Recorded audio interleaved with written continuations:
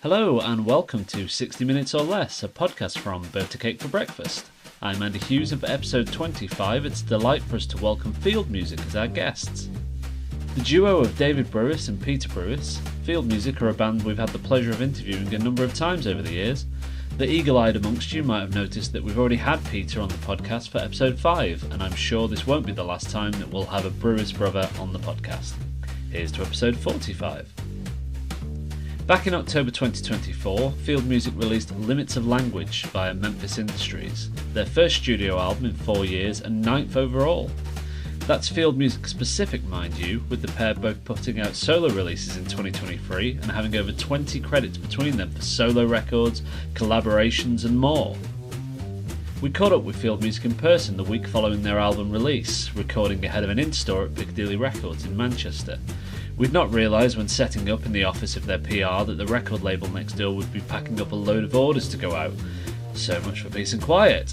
You'll hear the sound of records being packaged in the background and a ringing doorbell, but as we're in December, maybe you could pretend it's being recorded in Santa's workshop and these are presents being wrapped? Yeah. If you like the episode, let us know. Right, on to Field Music. Enjoy. Last time we spoke, Peter... Yes. You had said that there was going to be a Field Music metal record potentially. What? What happened to that? I don't know. He didn't run that by me. That would not get approved by the board. Yeah. I think that's what happened. He realised he would have to tell me about it and then never mentioned it again. I think factoring in being able to play it as well also came into it. We can't play that fast. No, it'd have to be a slow, We tried to play Sabbathy sort of thing. We once tried to play black metal by Venom, and it's just like, you know what? We can play the intro, but as soon as they start playing properly at full speed, we can't do that kind of thing. I did get to do the kind of the growl, but again, it's just like one note, and I could tell that I've already knocked my voice now. Yes, I suppose one of the things about metal, one of the key elements is sort of lots of guitars. And there aren't lots of guitars on the new record at all. So yeah, not bad. So yeah, we didn't quite. That might be for a few down the line. Not even a growl on the record either, I suppose, because of the knacker in your voice. Yeah, I'm just not very good at it. And it just sounded like I was joking. I don't think I'd ever be able to do it in seriousness. And yeah, coming from me, it's just that they're funnier jokes. You'd hope so. So you're in Manchester at the minute and you've got your in-stores that we were just talking about before we hit record. Have you been enjoying getting out there with your robot pal that you can just take on board rather than, it's very subservient, does exactly what you need. Well, I assume anyway. Very difficult to program. Yeah, It's been fun to do things in a very minimal way. It's been fun to do stuff, just the two of us, hanging out together. And also, it means there doesn't have to be much discussion if we're going to, change things a little bit, or because we should be used to each other by now. And yeah, early on we were like, yeah, we should get a drum machine. Like, what about this one?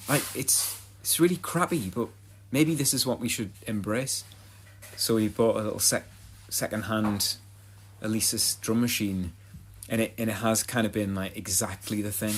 It's because it's just weird, and it does sound kind of crappy, and you just have to embrace its limitations. And sometimes limitations are useful. Yeah, I would go with that. I think it's also been. I think I've enjoyed the sort of slight devil may care sort of attitude of it, where we're presenting stuff, I think, in a quite, again, probably like quite a whimsical way. I don't think the record's whimsical at all. I think we've put a lot of work into it. Hopefully that comes across, as well as the sense of humour with it as well. But I think because the way that we're presenting stuff on the in-store tour, can't play it right. It's guitar, bass, and drum machine, which the record isn't. So I'm finding it good fun because it's not too serious. And no one's complained yet. Well, no, not to our face. Oh, I mean, there'll be complaints about Liverpool, but that's a whole other story. You've still got tonight. Yeah, exactly. There could be We've complaints got tonight. a few more. So maybe. Get Not a few booze. to jinx it. Yeah.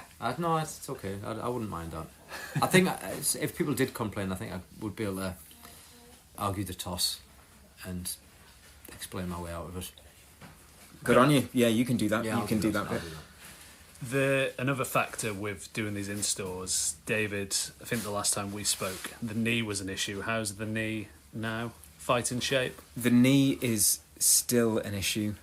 I still don't entirely know what I've done to it, but it's now coming up to 2.5 years that I've had some kind of problem with it. I had surgery in January, which doesn't appear to have worked. However, the physio after that surgery recommended, among other things, like all the other like exercise that I'd been doing, recommended riding a bike, and actually that has helped. So yeah, I've been describing myself as the Paul McGrath of field music, where it's like can still put in a good performance on match day, but in between times probably not going to do a full shift of training. Sure. And right before show, injecting with a big needle in the I mean, knee. I'm just wait. Like that would probably be amazing in the short term, and might not go so well if I maybe not. still want to be playing or able to play drums to any degree in 10 years' time. I would like to be able to play the drums in 10 years' time. I'm sure you will. And there's always scope to employ the drum machine full time. Peter, you'd have to obviously stick to guitar yourself. Well, I have enjoyed playing guitar, but I also miss playing drums a little bit as well. A lot. And I suppose was the idea with Field Music Live. I still don't know what the idea of Field Music Live is. I don't think we've quite worked it out yet. 19 years in, we still don't quite know. But that's okay. I don't mind not reaching the solution. No, it's fine. We're still sort of searching. Yeah. You missed that out of the press release, really. That should have gone in. Yeah, I know. It must be nice, though, to be able to, embrace that and say, oh, we could do a two-piece with drum machine, or we could just do the synth record, where, like, there was a lot more of that when we saw you at the Castle. Yeah. Or the big band stuff, So that must be nice to be able to... I mean, I think, over the years we've embraced lots of different challenges in terms of playing live, and there are loads of complicating factors in that. I mean, when it's just been the two of us in the drum machine, it's been a little bit like an evening with field music. Jokes, stories, and the occasional song.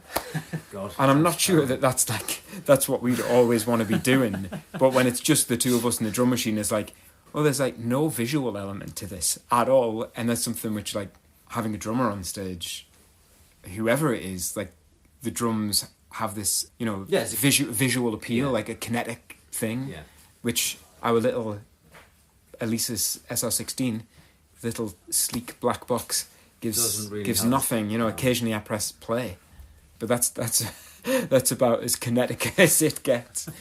And then every time we do one thing, there's always like a little bit of a pull to do something different. Like you get to the end of doing shows with 11-piece band or whatever, and it's just like, wow, that was hard work, let's do something else for a while. And we I think we'll keep doing that forever and ever, because we're kind of like restless. We're always kind of a little bit restless musically, and once we feel like we have kind of nailed something, then it feels like it's time to move on. Yeah. But I say nailed, I mean, like, once we get close to nailing something, once it's within touching distance, then it's time to move something on. feels, completed. Mission complete. Level complete. Yeah, and it's like, well, you might not have particularly scored particularly highly, but you've still got through the level. As long as you've got into college. Yeah, exactly. Yeah, you've got past the big boss at the end of the level. So one big boss that you've overcome recently is you have put out the new record. You are well oiled by now, obviously. Is it still special though, putting something out into the open? And oh yeah, definitely.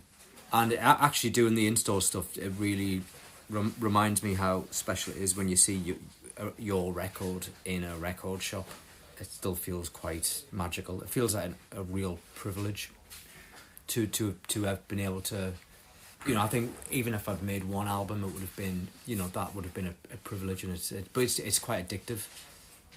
It's making a thing and being able to put it in a place where other people can hear it.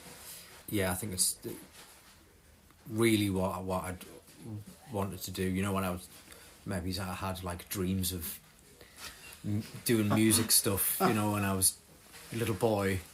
It probably wasn't going out and playing it in a stadium or anything like that. Although I did I like watching those bands on the telly. I enjoyed it, but I never really had dreams of, being a stadium rock band. I wanted to make like records that were individualistic sort of records, and I think generally we've been able to do that, and it's still I find it still exciting. That's interesting. Are you the other way, David? No. You want the stadium? No. Oh God! Well, I've got use for you, dude. No. What was interesting is like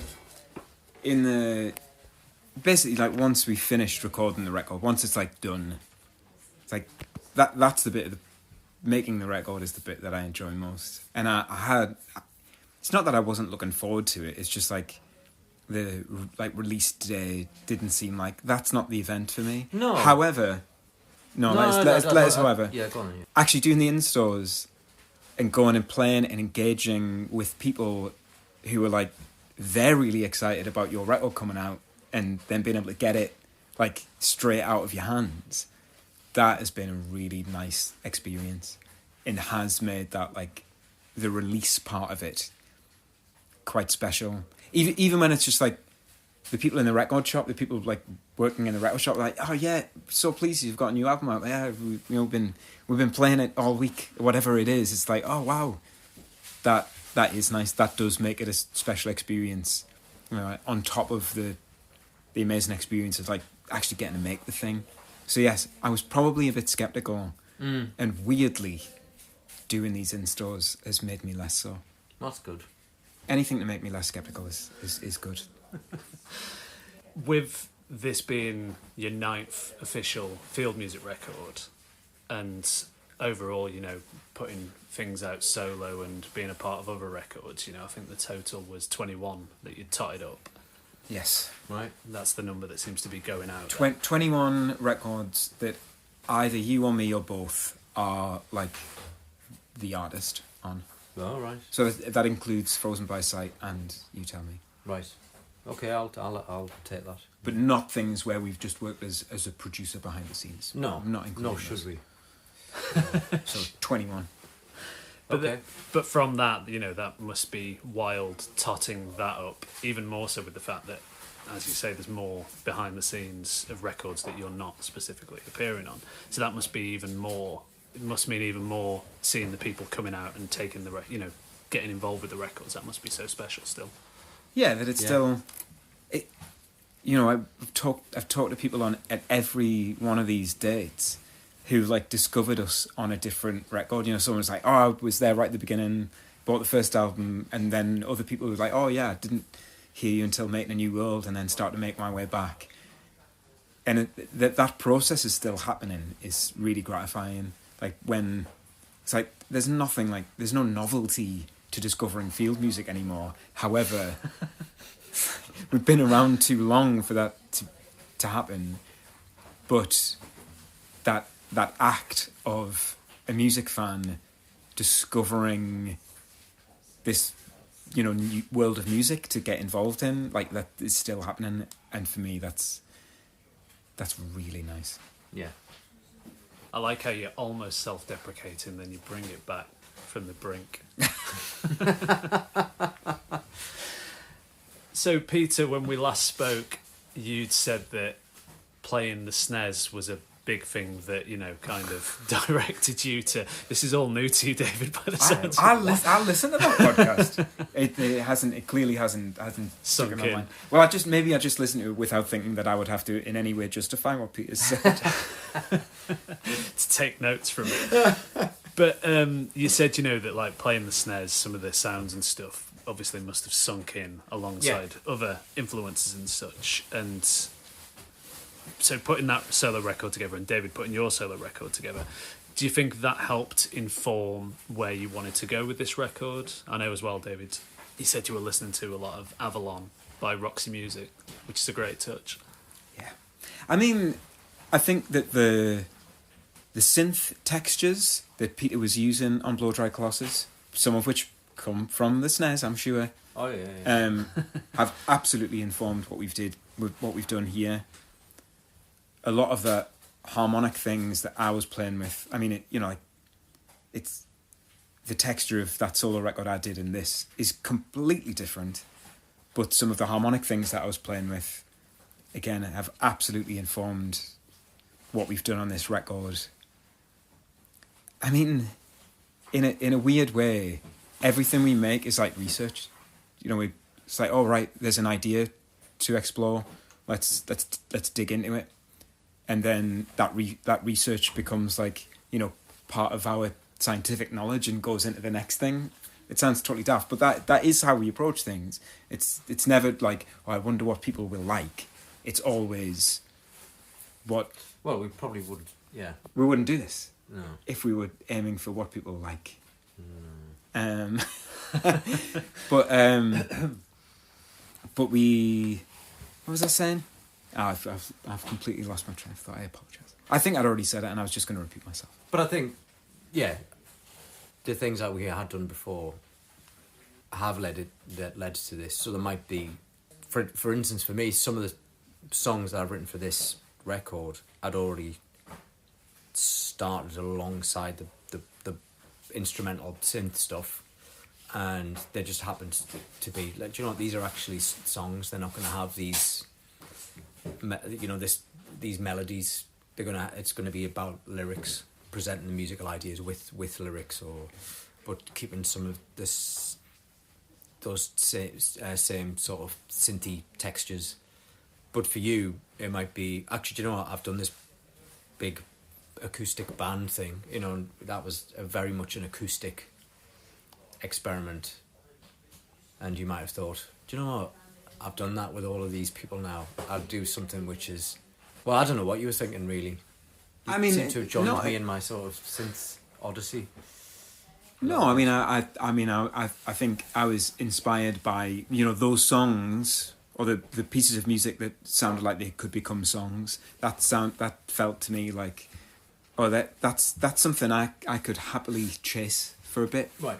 And if I have 50 demos of things that sound like they should be acoustic, I'll just put those in that particular Google Drive folder.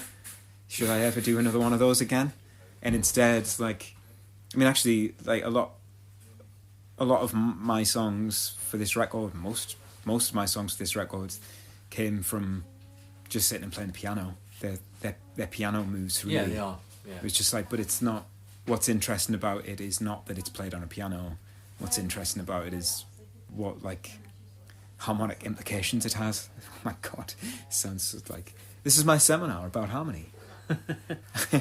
So it felt like, oh, there's this nice midpoint, even just musically, not even thinking lyrically, like this midpoint between what Peter's doing and what I've been doing.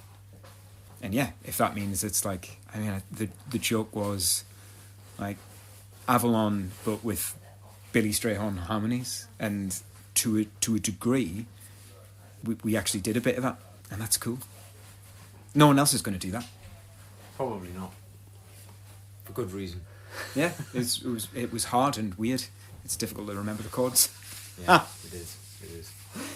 So it's interesting that you can go on these explorations still, because I believe at the end of the touring cycle for Flat White Moon, you'd kind of come to a position where you were kind of not stuck, but wondering where was next to go with field music. Obviously, you had the 2 records that you put out, and then the other record for Record Store Day. But was it kind of a strange position to kind of be back where you were almost a decade ago, when you were wondering what to do next? Well, No, not really. I don't think it's a strange position. I think that's kind of quite a comfortable position for us. That's become our normal, where it's like, I think it's quite a comfortable position. We've completed that thing we were trying to do. I think we've done that as much as we can do, and I've got loads of other ideas to try. There was never a point where I was like, oh, we've got nothing to do. We've got nothing, like no ideas.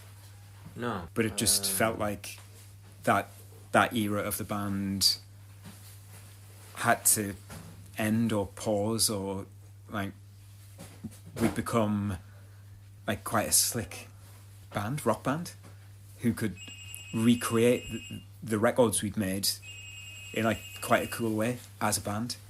But it was just like, all right, well, we've done that now, and we'd done it for like more than one record, found a way to do it. We just had to take a break and let the ideas not be related to how we were going to play things live. Yeah.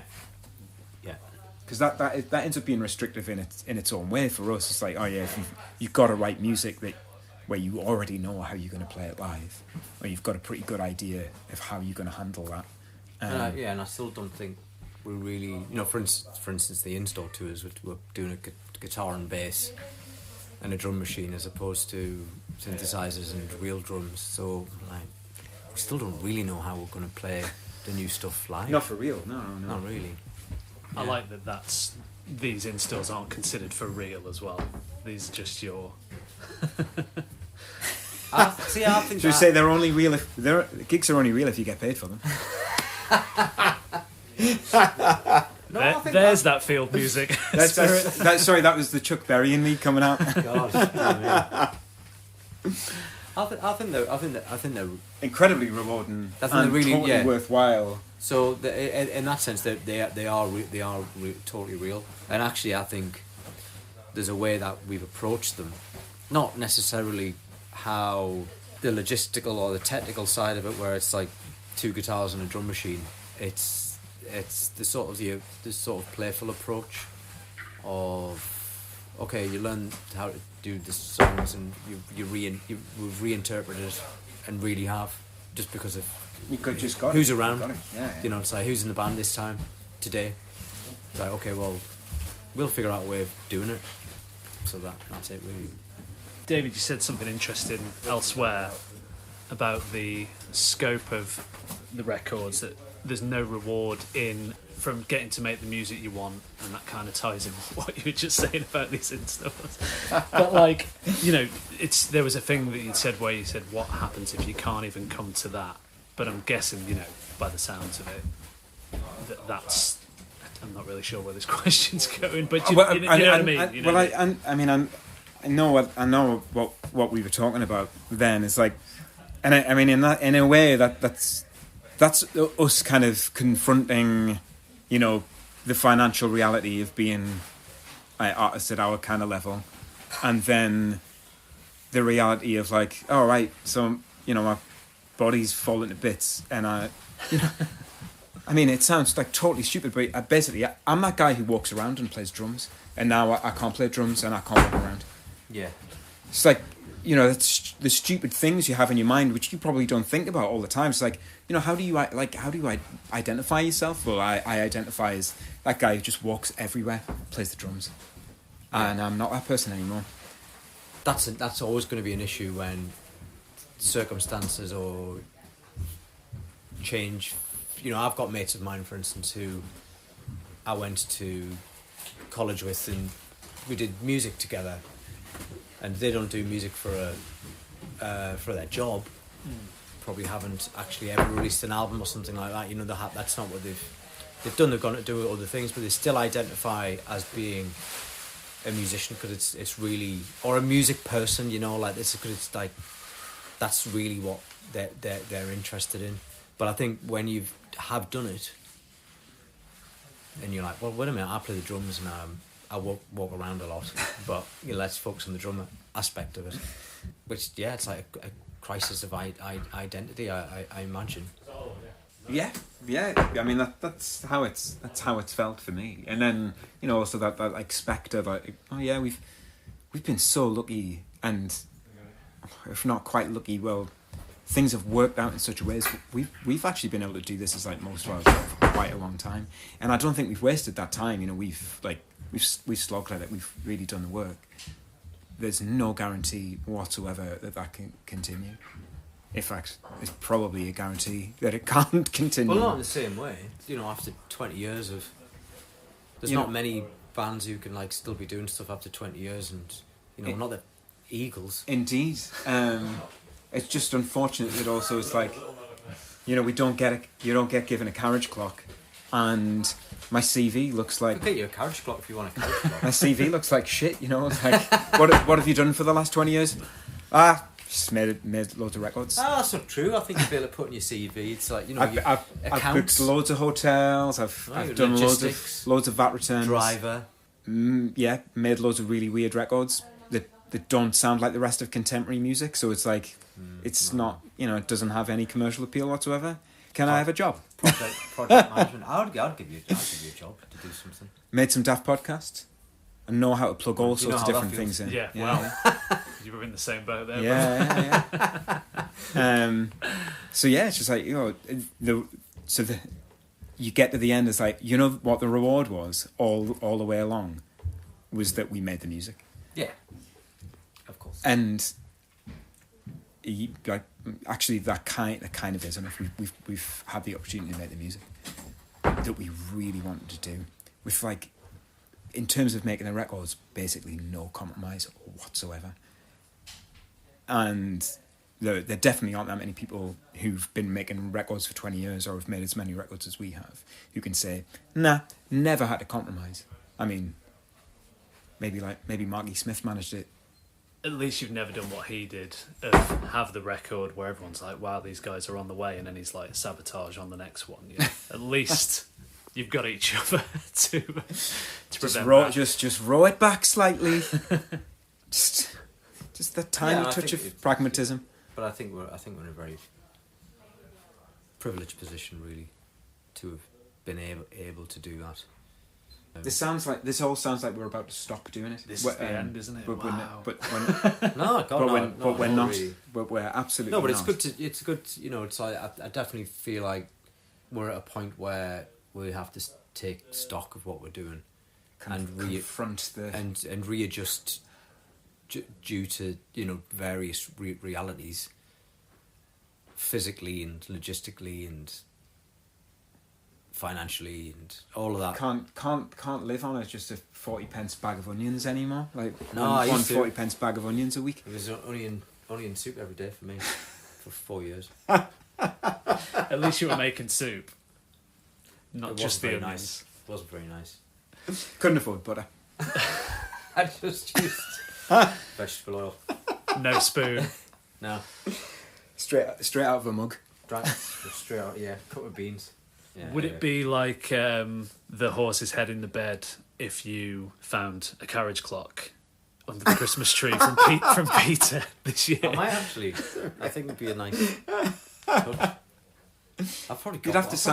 You'd have to get a nice like inscription on the back. Just carve it in a Stanley knife on the 20 back. years, 21 albums. Nice work. Do you know what we idiot. should get? We should get one for Andy Moore. He'll not listen to this because it's fine. I got a message from him today. Anyway, there's you know the other original member of the band. Is there? Should get him a carriage clock. Is there still talk of something happening with the three of you from a live standpoint? We're talking about it. There's talk, but let's talk about it. But it's a bit more. I mean, next year there would be a good reason to do something because it is 20 years. 20 years since the first single in April. 20 years since the first album in August. 20 years since the first support tour where we, you know, lost $2,000 in a week. Yeah. Let's not celebrate that. No. Let's remember it though. Dark times. Yeah. Not even onion soup then. No soup, no onions. Here's some slightly warm water. Yeah. That was alright. It was fine. I It all learned went a lot. okay. Lessons like that are priceless. Well, not priceless, you know, $2,500. Sorry, we've really gone off piste now. Yeah, I think we need to have We need to make a plan for how we're going to play in February. Yeah, we need to do and one then thing at a and time. then we'll start dealing with Field Music 20. Yeah. Field Music XX, yeah. Yeah. Conscious that you've got to sort your... Have you got a couple of minutes still? Or? Yes. Yeah, Oh, it good. is. Good. Yeah. So the title of the record itself, it touches on how you can be limited quite literally by, language and, not having, let's say, the vocabulary to say something. Yeah.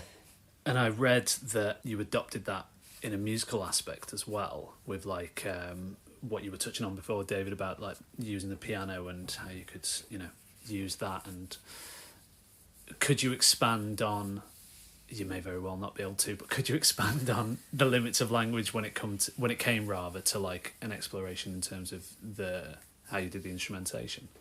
I'm not sure we were consciously thinking about that. Although whenever we play with anyone else or work with anyone else, we become aware quite quickly of the fact that we do have quite a specific shared language about what music is. And the people who understand that language end up being like very special to us. People like Andy Moore, who played in the first couple of albums, and Sarah Hayes, who Peter made the You Tell Me record with, and the people who've been in the band where they're like, yeah, we know you're weirdos, but we get what you're talking about enough. But those experiences are quite rare. The funny thing with this record is, like, other than a couple of pretty small pieces of important but small music, it's like really it's only me and Peter on the record. We haven't had to do that thing of like finding a way to translate our musical ideas, because even if we don't always have the same taste in what we're listening to, we have and understand all the same reference points because we grew up with music together. Yeah, and I think also, and this is another problem where things get lost in musical translations, is that the language of music quite often gets reduced to this thing like what does it get called again, the pitch time paradigm. So it's like, in terms of musical notation, the grid basically, and there's a lot of people making very gritty music. Yeah, and it's like days. Where it's like, well, this note goes here, this note goes here, and this note goes here, which is great. Some great music been done like that. I mean, Bach is all right, isn't he? And that is basically... You don't know what Bach sounded like. Well, no, but this is the thing, we don't, because you don't know what... the gestures of music are hard to codify in language, and it's been tried, and it's really... you can't write down how Jimi Hendrix played. You can't write it down. You've got to hear it. And even when we've been doing these things on synthesizers, the challenge has been, it's like, how do you bring out the character of the weird intricacies of that particular instrument and the character of us as performers? And I actually think we have managed to do that. I think we managed to do it, yeah. But it's a different challenge doing it with synthesizers. But that's what we're thinking about. That's what we're thinking about. And the other thing is, because a lot of the stuff's on synthesizer, we don't really know how to play them. So we're not playing the things that we would normally play that are already in our sort of our usual language. Yeah, our usual sort of guitar or drums way of like looking at things. It's right. How do you think more about how does the timbre of this particular synthesizer work in a gestural way over time, and being like kind of chaotic with it, if you know what I mean. Let it be chaotic. Fortunately, all of the synthesizers we have are quite chaotic. Yeah, it's very difficult to program. It's good to have a challenge with a bit of broken equipment. Not literally broken, but from the start they're kind of... They've just all got these weird limitations, and they're all like... Even the ones with the simple controls are actually really, really complicated in their own ways. And then there's ones like the Yamaha DX7, which is just really, really, really, really complicated. And you can have a good idea of what you're aiming for, but it's, you know, it's when you hear snooker commentators talk about, you know, they're not aiming to get the ball in a particular spot, they're aiming to get it in a vague area. That's how to approach programming the DX7. Yeah. It's like, if you go too hard for like one spot, you're gonna be disappointed. It's a world of frustration there. Yeah, put it in the area. It's like crossing the ball, you know. It's like mix it. Get it in the mix. Yeah, get it in the mix. Yeah. Any more sporting analogies we should work into this? No, definitely not. Couple of album titles there for you: Vague Area, Sporting. Vague Area. So all our records could have been called Vague Area, really. So, an interesting thing you said, again, conscious of the load-in, that you are less, when you started out particularly, that you're less college rock and more collage rock, which is a great line, I thought. But that seems very, you know, even listening to the new record and comparing it and contrasting it with the other records, that does seem very much the field music way. And do you think that's what's, get ready for the big question, but do you think that's what's kept you, you know, able to do this for so long? Yeah, definitely. We're pretty voracious in what we're interested in, and because we've never tried to, like, we don't have a genre. We don't need to fit with a genre. We don't need to fit with, it's like, oh, you can't include that kind of thing because, like, that's not what people do when they're making this kind of music. Well, we don't have any of that, really. Or whatever we may have had of that in the early days, we, like, gradually stripped away because you just want to play with and interrogate those kind of restrictions. I don't like genres. I just want to be able to, I want to be able to take it all, except we'll never be able to play metal. Well, we'll see about that. And it does mean, it's just like the palette that's available to you is huge, and we're gonna use it. If it's interesting, we're gonna use it, whether anyone else thinks it's acceptable or not. Nod sagely. No, I'm thinking about it. Great for audio. Yeah. By the way, Peter is nodding and thinking. I'm conscious, by the way, that everyone in this office has just left. I assume we can get out. I hope so, yeah. Otherwise, it's another Liverpool tonight.